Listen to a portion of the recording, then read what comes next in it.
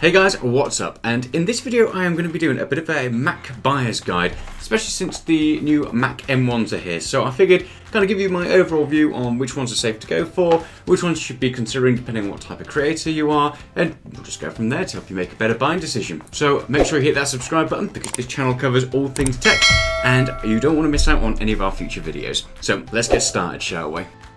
So for anyone who's been following Apple products recently, you'll know there's a bit of a storm and there's been a lot of news around the new M1 Macs. And basically that is Apple coming out with their own processors that they are putting into their Macs and their MacBooks. And there's a transition of 2 years in which pretty much all of their products are going to be ported across to this type of hardware. So it's a really exciting time.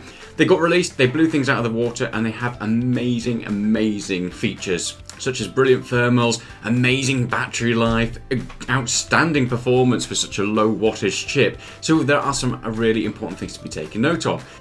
So the first MacBooks I'm going to be talking about are going to be sort of your budget ones. So your MacBook Air and the MacBook Pro 13-inch. Now, in this case, I would absolutely say you just need to avoid Intel at all costs. There's just no point in going for those.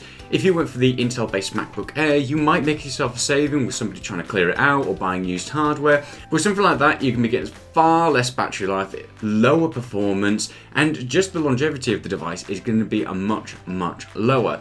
Now, if you are in the market for a budget MacBook, I would absolutely say going with the MacBook Air M1 processor is the one to go for. Now, there are a couple of reasons I'm going to suggest that one. First up, the new M1 processors are just amazing at that budget price point. They perform incredibly well, and in fact, they kind of give me M1 envy, even though I've got the 16-inch MacBook.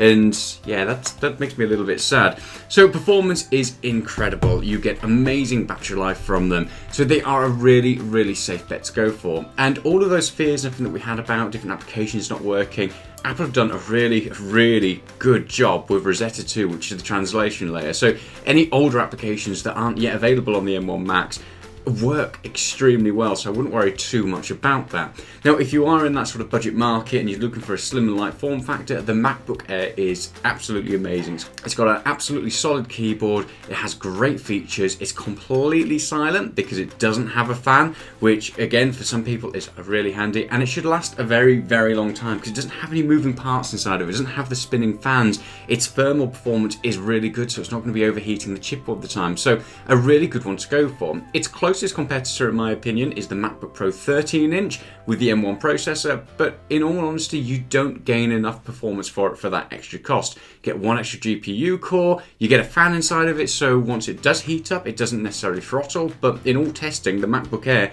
doesn't really throttle until about 8 minutes in, so for any long burst of tasks like video rendering you don't lose too much performance. So personally I would say go for the MacBook Air.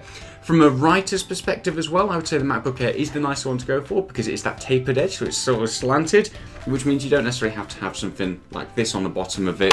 The MacBook Pros are these squared off designs, so they can be quite uncomfortable for long periods of typing, so just another thing to consider. Unless you absolutely need that tiny bit of extra performance, or if you're just a sadist and you love the touch bar, then the MacBook Pro, in my opinion, just kind of skip that one out. Now, there are a couple of use cases where you might absolutely need to go with one of the older generation ones and go for something like the Intel based, and that's because you need the additional ports on there, so the 2 USB-C ports aren't enough, which is all you get on the M1 Macs, or if you're driving multiple monitors. So one of the downsides of the M1 chip is you can't drive more than one external monitor, at least on the MacBooks. So if you're somebody who does use multiple monitors as your main setup, and you want to take advantage of that performance, you're not going to get it with the M1 Macs. You will do on the Intel-based Macs, so that's just something worthwhile considering. Also, if you ever need to run Windows and you want to boot it up in boot camp, then that's something that the M1 Macs don't support. So if you're somebody who switches between operating systems and likes to have two on the go, that's not something you'll be able to take advantage of on the new M1 Macs. So another reason why you might want to go with the Intel-based Macs. So moving up the tiers, and we come on to this bad boy, the 16-inch MacBook Pro. And from a creator's perspective, I have absolutely loved this. It has its flaws. It still has the speaker popping thing that's come back, which is really frustrating. It overheats like mad. But all in all, it is a powerful workhorse that has done me well. Beautiful keyboard, amazing trackpad, and a great screen as well. So when you're on the go, you've got a bit more screen real estate. And the question is, should you buy one of these? And I'd say it's a pretty safe bet to an extent at the moment, in the fact I can't see Apple refreshing this until at the earliest April, but then again that's not too far to wait. However, what I would suggest is if you are in the market for something like this, in my opinion, if I was in your shoes at the moment and I wanted something that was going to have a little bit more screen real estate, I personally would pick up something like the MacBook Air, and I would grab an iPad as well, because with the cost savings there, you're going to be coming in at less than a single MacBook Pro 16-inch. And one of the beauties of that is you can run the iPad as an additional monitor, which is exceptionally handy. I do it all the time, so it's so handy for productivity purposes to be able to use Sidecar, which allows you to basically use an iPad wirelessly as an external monitor, and it works lagless. There's no input lag or anything like that. It's like I actually have an additional monitor that I'm plugged into, which is really, really, really handy for productivity purposes. So something like the iPad Pro, or even if you went for something like the new iPad Air, it will double up as that external monitor. It would give you a little bit more screen real estate than a single 16-inch MacBook Pro would do.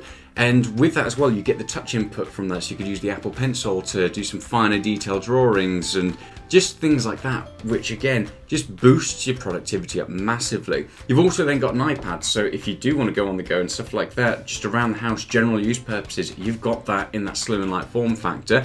And then you've got a really nice slim and light laptop as well. So this is a bit heavy, and it does, like I said, it overheats all the time.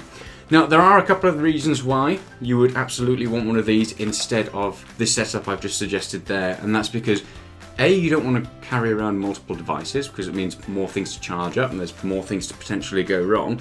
But also as well, this has a dedicated graphics card built into it as well. So for different types of rendering, for video output and stuff like that, if you are somebody who does need to take advantage of that graphics card, then this still is a better performance package than something like a single MacBook Air or a MacBook Pro. So any of the M1s, they don't quite beat out the MacBook Pro 16-inch yet, so that's food for thought. You've also got the 4 ports on this as well, which is really handy for expandability, and then you have the option to boot camp again, so if you are somebody who's using Windows, you can do that. And then, for the sadists amongst us, you can, in theory, do some gaming on this, so there are some Mac available games, and they take advantage of the graphics card on it, or obviously you can use boot camp and play some Windows gaming as well. You've also got the support for things like external GPUs, for driving multiple monitors. So for an actual productivity purpose, this thing is still a really, really solid device to go for. Personally, if you don't need the external monitors and you're not going to be taking advantage of that graphics card, I would still go for the setup I suggested, getting a MacBook Air and an iPad, because I love that sort of working. It is really, really good. And they have the same keyboard, so you're not losing out in that respect. But if you are somebody who is driving multiple monitors, you are an absolute productivity beast, then the MacBook Pro 16-inch might just be for you. So moving on to the desktop side of things, this is where it gets a little bit more complicated, because the Mac Mini that they've just introduced is it's really, really good, and it's the lowest priced Mac you can possibly get your hands on at the moment, so it's just absolutely insane. Now, what I would say is if you're going for a Mac Mini, just go for the M1 Mac. You'd be crazy not to. The only time that you'd maybe want to use something like an Intel-based Mac Mini is if you have something like an external GPU and you want to plug that in. So one of the little graphics card boxes that you plug it into and takes advantage of the Thunderbolt port. If you're driving multiple monitors again, especially if you need the 10 gigabit LAN ports on the back, then maybe the Intel one is going to be for you. But overall, if you're going in at that price point, it's such a good value package. That M1 Mac Mini comes in at $699, so it's just amazing. And in my opinion, if you're looking at the all-in-one solution, so something like the iMac, if you go for the base level iMacs, I would just skip those at the moment, because we know full well there's a refresh coming at some point in the near future. But again, just use your own monitor, get a mouse and a keyboard, and get something like the Mac Mini instead.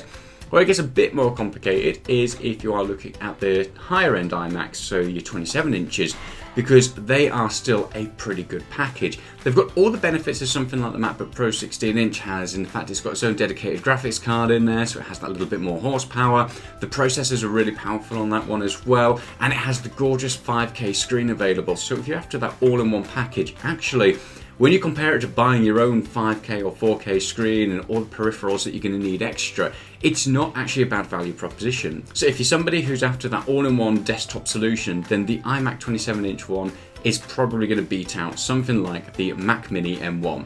However, if you're going to go for the base level, the 21.5 inch iMacs, then I would absolutely say just skip that one and instead go for the M1 Mac Mini. So that's my view at the moment on what's safe to buy and probably what to be leaning towards rather than other products instead. But things are probably going to change quite a lot in the next few months anyway. I imagine we will probably see something like a spring event where we'll see some refreshes to the MacBook and the Mac line as well. Rumours seem to be pointing towards an iMac refresh. In fact, we'll go from 21.5 inch to a 24 inch display instead, running Apple Silicon, which is really exciting, and I can't wait to see what that brings. There's obviously a lot of things being thrown around about a 16 inch MacBook refresh, which will be exceptionally interesting considering this is the more horsepower driven one. And ultimately what we've got to remember at the moment is these M1 Macs and MacBooks that have come out, they are the cheapest Macs. They are the budget level stuff, and it's meant to be aimed at budget performance. So once the refreshes to that silicon starts to come out, then it's going to get really interesting. However, this video is more aimed at somebody who is in the market today. They need something to replace either their work device, their productivity device, their creative device. If you're that kind of person, then this video is tailored towards you, just giving you some advice as to what you should buy today. Because at the end of the day, you can wait forever and see what comes out next. Your technology is always going to become redundant, and obviously you can be smarter in your buying decisions. But if you need something today to get a job done, then you buy what's available today and you buy what's best for you. It's pretty much as simple as that. So fingers crossed that's helped with your buying decision if you are in the market for a Mac. Personally at the moment, if you've got a MacBook or a Mac that's working well enough, I'd say hang on to it and just see what's coming around the corner.